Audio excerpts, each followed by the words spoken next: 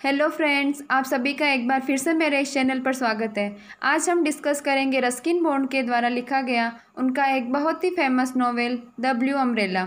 इस नॉवेल को 1980 में लिखा गया था और इस नॉवेल पर 2005 में एक हिंदी फिल्म भी बनाई गई। इस फिल्म का नाम भी द ब्लू अम्ब्रेला ही रखा गया और इसे 2012 में national film award for best children film से भी नवाजा गया है। Introduction to the author. Ruskin Bond का जन्म 19 मई 1934 को हुआ और उनको 1992 में उनके एक work hour trees still grow in Dehra के लिए साहित्य अकादमी पुरस्कार से भी नवाजा गया है। साथ ही उन्हें 1999 में पद्मश्री और 2014 में पद्म विभूषण से भी सम्मानित किया जा चुका है। तो चलिए शुरू करते हैं अब इस नॉवेल की कहानी के बारे में पढ़ना। कैरेक्टर: बिन्या, बिज्जू, राम भरोसा, राजा राम, ये चारों इस नॉवेल के कैरेक्टर्स हैं। इसमें बिन्या इस नॉवेल की मेन कैरेक्टर है। यह कहानी शुरू होती है गढ़वाल की पहाड़ियों से, जहां बिन्या नाम की एक मासूम लड़की अपनी फैमिली के साथ रहती है। उसकी फैमिली में उसकी मदर एंड उसका ब्रदर दोनों ही हैं। उसके पिता की कई साल पहले ही मृत्यु हो चुकी है और उसके भाई का नाम बिज्जू है। उसकी फैमिली वहाँ पर बहुत ही सादगी से अपना जीवन बिता रही होती है और उनके पास उनका जीवन का गुजारा चलाने के लिए कुछ ज़मीन होती है और कुछ गायें होती है। वह उस ज़मीन में उतना बो लेते हैं जितना कि उनकी फैमिली चल जाए और उनका गुजारा हो जाए। एक दिन बिन्या अपनी गायों के साथ जब घर वापस लौट रही होती है, तभी वहाँ पहाड़ियों पर कुछ लोगों को पिकनिक मनाते हुए देखती है और वो वहीं पर रुक जाती है। उन लोगों के पास एक नीली छतरी होती है जिसने बिन्या का मन मोह लिया होता है और बिन्या खड़ी खड़ी उस छतरी को देखने लग जाती है। उनमें से एक वुमन की नज़र बिन्या के ऊपर जाती है और वह महिला बिन्या के पास आती है और बिन्या के गले में पहना हुआ बाघ नख से बना हुआ एक हार देखती है। वह औरत बिन्या से वह लॉकेट खरीदना चाहती है। बाघ नख को गांव के लोग जो है वो गले में पहनते हैं और इसको बहुत ही सौभाग्य का प्रतीक मानते हैं। जब वह औरत बिन्या से वह लॉकेट खरीदने के लिए कहती है, तब उसी समय बिन्या बिना देर किए हुए झट से वो नीली छतरी मांग लेती है। उस औरत को बिन्या के गले में पहना हुआ वह हार बहुत ज़्यादा पसंद आ जाता है, इसलिए वह अपनी नीली छतरी देने के लिए राज़ी हो जाती है और वह अपनी नीली छतरी बिन्या को दे देती है और बिन्या के गले में पहना हुआ हार वह लेकर के चली जाती है। बिन्या उस छतरी को पा कर के और बहुत ज़्यादा खुश हो जाती है। वह उस छाते को हर वक्त खुला रखकर और हर जगह अपने साथ लेकर के जाती है और उसकी वो रेशमी नीली छतरी पूरे गांव में बहुत ही ज़्यादा मशहूर हो गई। गांव के लोगों को भी यह छतरी बहुत ज़्यादा पसंद आई और गांव के लोग बिन्या से ईर्ष्या करने लगे, क्योंकि गांव में ऐसी छतरी ना ही तो किसी के पास थी और ना ही किसी ने ऐसी छतरी पहले कभी देखी थी। और जब यह छतरी बिन्या के पास आ गई तो सब लोग उससे जलन करने लग गए।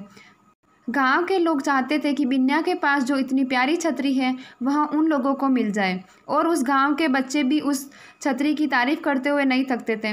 वह बिन्या से उस छतरी को मांगते। बिन्या कुछ देर के लिए उस छतरी को दे देती, लेकिन वापस उस छतरी को अपने पास ही रखती थी।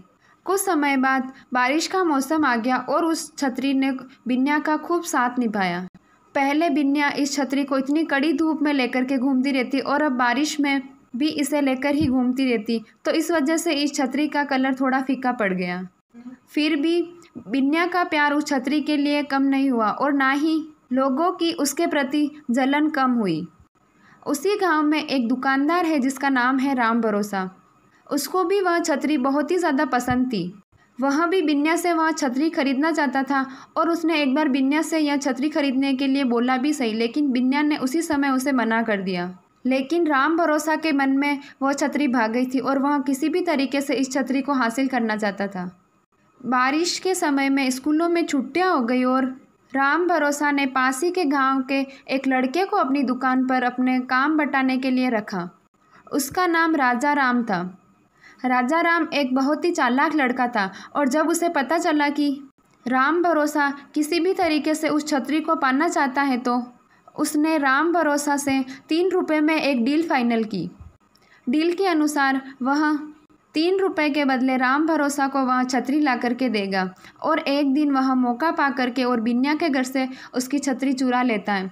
लेकिन उसको छतरी चुराते हुए बिन्या का भाई बिज्जू देख लेता है और उसकी खूब पिटाई करता है। जब उसकी पिटाई की जाती है और उससे पूछा जाता है कि तुमने ऐसा क्यों किया, तो वह उसी समय राम भरोसा का नाम ले लेता है और सारा ब्लेम राम भरोसा के ऊपर डाल देता है।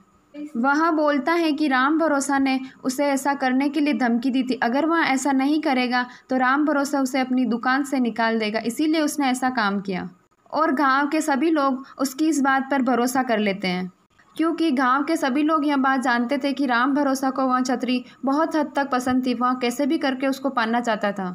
इसीलिए लोगों ने उस लड़के की बात पर विश्वास कर लिया और धीरे धीरे गांव के सभी लोगों का राम भरोसा से भरोसा उठता चला गया और इसकी वजह से उसकी दुकान पर बिक्री बहुत ही ज़्यादा कम हो गई। लोग उसकी दुकान पर ना जाकर के और आसपास वाली और दूसरी दुकानों पर जाकर के और सामान लाना शुरू कर दिया उन लोगों ने। जब राम भरोसा की दुकान चल नहीं रही थी तो उसने अपना खर्चा बचाने के लिए राजा राम को अपनी दुकान से निकाल दिया और वह अकेला ही अब अपनी दुकान संभालने लगा। अब वह बहुत ही अकेला और उदास रहने लग गया था, क्योंकि ना ही तो उसकी दुकान पर बिक्री हो रही थी और ना ही उसकी दुकान पर कोई आता था।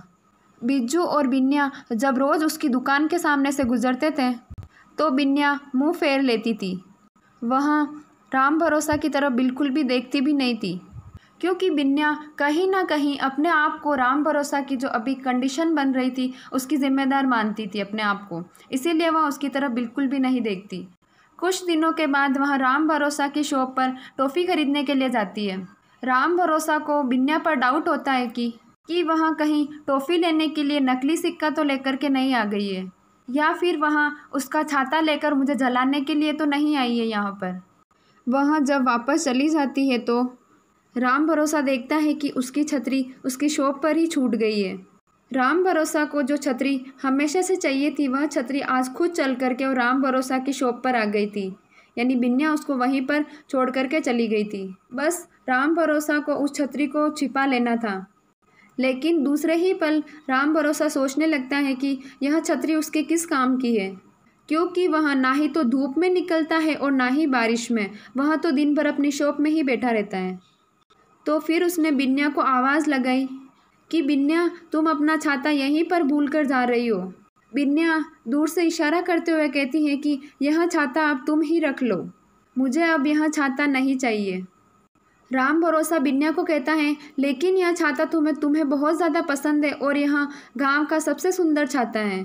तो बिन्या राम भरोसा को जवाब देती है, मुझे पता है, लेकिन छाता ही सब कुछ नहीं होता है। और बिन्या वहाँ से चली गई और अब वह छाता राम भरोसा का हो चुका है। और अब वह यह बात सबको बताता है कि यह जो छाता है बिन्या ने उसको तोहफे में दिया है। अब गांव वाले लोग भी वापस राम भरोसा पर भरोसा करने लगे हैं और अब धीरे धीरे उसकी दुकान भी वापस चलने लगती है। अब जब बिज्जू और बिन्या राम भरोसा की शॉप पर आते थे तो वह चाय में उनको बहुत ज़्यादा चाय जिसमें ज़्यादा दूध और शक्कर मिला करके देता था। एक दिन उस गांव में एक भालू आ जाता है और वह भालू भूखा होता है। वह खाने की तलाश में वहाँ आता है और वह राम भरोसा की दुकान की छत पर चढ़ जाता है, क्योंकि राम भरोसा की दुकान की छत पर एक कद्दू लटक रहा था और वह भूखा था तो उसको वहाँ खाना मिल रहा था, तो वो वहाँ पर चढ़ गया। और जब वह ऊपर चढ़ रहा होता है तभी उसका एक नाखून टूट करके और राम भरोसा की दुकान के बाहर गिर जाता है। जब अगली सुबह राम भरोसा अपनी दुकान पर आता है तो उसे वहाँ नाखून मिलता है और इसका नाखून वाघ नख से भी बहुत ज़्यादा शुभ माना जाता है। अगले दिन राम भरोसा उस नाखून को एक सिल्वर के लॉकेट में बनवा करके और चांदी की एक पतली चेन में उस लॉकेट को डलवा देता है। जब उसी दिन बिन्या शाम के समय उसकी दुकान के बाहर से गुजरती है तो वह बिन्या को आवाज़ देता है और बिन्या को वह अपनी शॉप पर बुला करके वह चेन और लॉकेट दिखाता है। बिन्या जब उस लॉकेट को देखती है तो वह बिन्या को भी बहुत ज़्यादा पसंद आता है, लेकिन बिन्या उसी समय राम भरोसा को बोल देती है कि इस लॉकेट को खरीदने जितने पैसे अभी उसके पास नहीं है।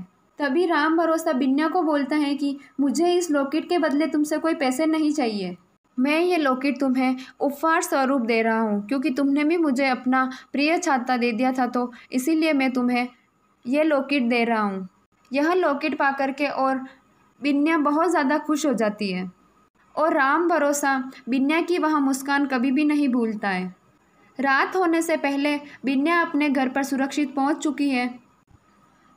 राइटर ने इस कहानी को बहुत ही सहज और सरल भाषा में लिखा है। बिन्या के इस किरदार से हमें ये पता चलता है कि लाइफ में दया, प्रेम और इंसानियत कितनी ज़रूरी है। बिन्या को अपना ब्लू अम्ब्रेला बहुत ज़्यादा पसंद था, लेकिन फिर भी वह उस छाते को राम भरोसा को दे देती है और इस वजह से गांव के लोग वापस से राम भरोसा पर भरोसा करना शुरू कर देते हैं और राम भरोसा अपनी लाइफ के मुश्किल समय से बाहर निकल आता है। इस कहानी से हमें यह मोरल मिलता है कि ऑब्वियसली अगर आप किसी के साथ अच्छा करोगे तो आपके साथ भी अच्छा ही होगा। आई होप आप सभी को ये स्टोरी समझ में आई होगी।